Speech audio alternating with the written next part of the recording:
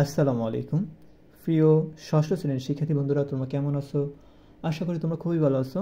আজকে আলোচনা করব ষষ্ঠ শ্রেণীর গণিত বইয়ের 159 পৃষ্ঠার একক কাজ সমাধান করব। প্রিয় শিক্ষার্থী বন্ধুরা, দেখতেছো তোমরা এই শখটি সমাধান করে আছে, মানে এটা আমার এক শিক্ষার্থীর বই, সেইগুলো সমাধান করে রেখেছে। তো আমি যখন করাইছিলাম সেইগুলো সমাধান করছে বইতে। তো পরে ভাবলাম যে তোমাদের সাথে আমি শেয়ার করি, এতে তোমরা কিছু শিখতে পারবে, তোমরা উপকৃত হবে। তো ভিডিওতে যদি তোমাদের কোনো উপকার আসে তোমরা লাইক করবে এবং চ্যানেলটি সাবস্ক্রাইব করে সাথে থাকবে। প্রিয় শিক্ষার্থী বন্ধুরা, তো এখানে তোমরা লেখা যদি না বুঝতে পারো আমি বুঝিয়ে দেবো ইনশাল্লাহ। তো প্রিয় শিক্ষার্থী বন্ধুরা, এখানে বলছে যে নিচের শখটি পূরণ করো। তো এই শখটা পূরণ করার আগে আমাদের পদ সম্পর্কে ধারণা থাকতে হবে। তো আমরা এই পদগুলোর সম্পর্কে ধারণা দিতে হলে আমাদের এই সম্পর্কে, এই যে বীজগাণিতিক রাশির সম্পর্কে কিছু জানতে হবে। দেখো প্রিয় শিক্ষার্থী বন্ধুরা, এখানে দেওয়া আছে 2x - 3y ভাগ মানে ডিভিশন 2 প্লাস 5z গুণ k। এখন আসো আমরা পদগুলো কীভাবে নির্ণয় করি। পদ নির্ণয় করা হয় প্লাস এবং মাইনাসের আগে কী থাকে? পদ থাকে। প্লাস এবং মাইনাসের আগে কী থাকে বলো তো? পদ থাকে। যেমন এখানে দেখো মাইনাস আছে, তারপরে এখানে প্লাস আছে। তো প্লাসের আগে এবং পরে, মাইনাসের আগে এবং পরে কী থাকে? পদ থাকে। যেমন মাইনাসের আগে কী আছে? 2x, এ একটা পদ। মাইনাসের পরে কী আছে? 2y, তারপর কিন্তু ভাগ হলে হবে না, ভাগ 2 মানে হলো এই যে -3y ভাগ 2, এই দুইটা মিলে হয়েছে একটা পদ। তারপর দেখো প্লাসের পরে কী থাকে? পদ। আগে কী থাকে? পদ। আগে এটা, আর পরে কি? 5z গুণ কত আছে? k। এখানে কিন্তু মাইনাস নাই, এখানে হচ্ছে গুণ চিহ্ন। তো গুণ চিহ্নকে পদ আলাদা করা হয় না, যোগ এবং বিয়োগ চিহ্নকেই পদ আলাদা করা হয়।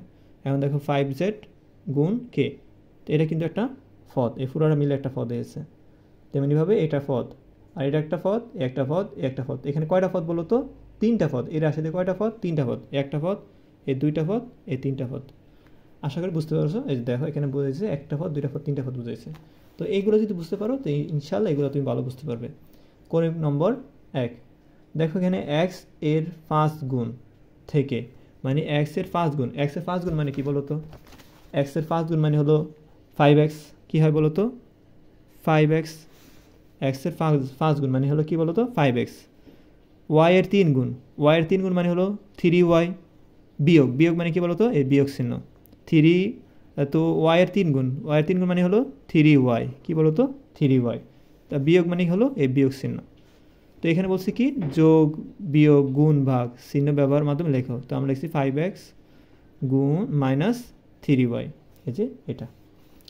এখানে আসো এবার পদ সংখ্যা। এখানে পদ কয়টা বলো তো? এ একটা, এ দুইটা, মানে মাইনাস এবং প্লাসের আগে কী থাকে? পদ থাকে। তো মাইনাস আছে, মাইনাসের কি?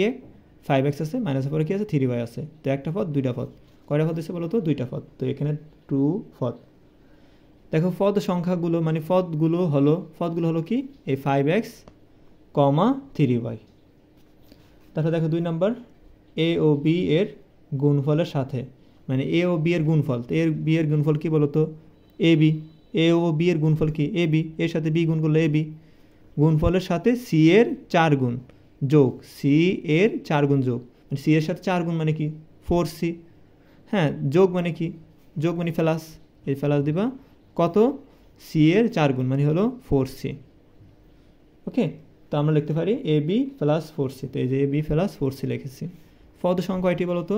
দেখো প্লাস এবং মাইনাস রাখি থাকে, পদ থাকে। তো a একটা পদ, a একটা পদ, দুইটা পদ। তো ab, 4c। তারপর দেখো এখানে 3 নাম্বার, x-কে 12 দ্বারা গুণ করে গুণফল থেকে 3 বিয়োগ, মানে এখানে বিয়োগ চিহ্ন নেব। তো x-কে 12 দ্বারা গুণ করে, x-কে যদি 12 দ্বারা গুণ করো কী হয় বলো তো? 12x, মানে 12x। তারপরে কি বলছে এখানে? তারপরে বলছে গুণফলের সাথে, যে গুণফল পাইছে, যে গুণফল পাইছে আমরা 12x, এই গুণফল থেকে 3 বিয়োগ করো, মানে বিয়োগ এই 3। ঠিক আছে, তো এখানে 12x - 3, যে এখানে 12x - 3 লিখেছি। তো পদ কয়টা বলো তো? এখানে পদের সংখ্যা কয়টা?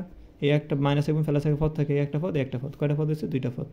তো লিখতে পারি আমরা 12x, 3। তারপর দেখো এখানে 4 নম্বরে বলছি কি? 3-কে x দ্বারা, 7-কে y দ্বারা, 9-কে z দ্বারা ভাগ করে। আচ্ছা, 3-কে x দ্বারা কী করো? ভাগ করো। 3-কে x দ্বারা আমরা ভাগ করি। তো 3-কে এই x দ্বারা কী করছি আমরা? ভাগ। তারপরে কি বলছো? 7-কে y দ্বারা, মানে 7-কে কী দ্বারা ভাগ করবো, ওয়াই দ্বারা ভাগ করেছি। তারপর 9কে জেড দ্বারা ভাগ করো, এই জেড দ্বারা ভাগ করছি। ভাগফলে যে কী বলছে, ভাগ করে প্রাপ্ত ভাগফলগুলো যোগ, মানে প্রাপ্ত যে ভাগফল হয়েছে সেগুলো কী করবা, যোগ করবা, যোগ। এই যে সেগুলো লিখছি 3x plus 7y plus 9z, এটা লিখেছি।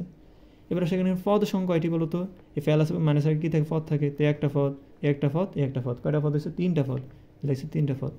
তো আমরা এখানে কীভাবে লিখবো, 3x, 7y, এই প্লাস প্লাস লিখবেন, এখানে কোনো প্রক্রিয়াচিহ্ন লিখবে না। প্রক্রিয়াচিহ্ন কয়টি বলো তো, প্রক্রিয়াচিহ্ন কোনগুলো বলা হয়, যোগ বিয়োগ গুণ ভাগ এগুলোকে বলা হয়। তো 3x, 7y, 9z, ঠিক আছে, এইভাবে লিখবে।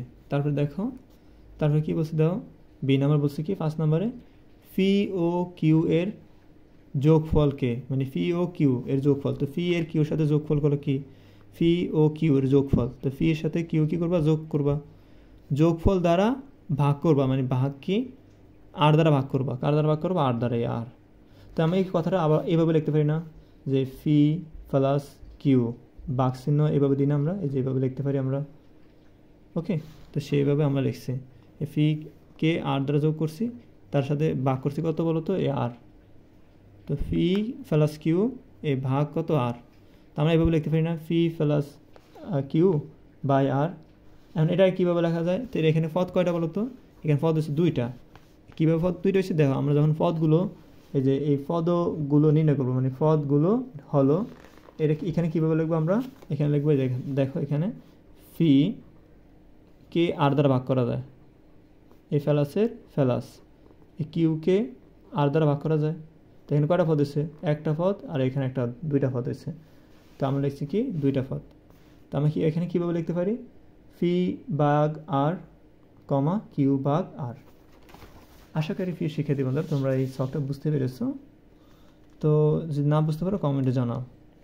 ধন্যবাদ।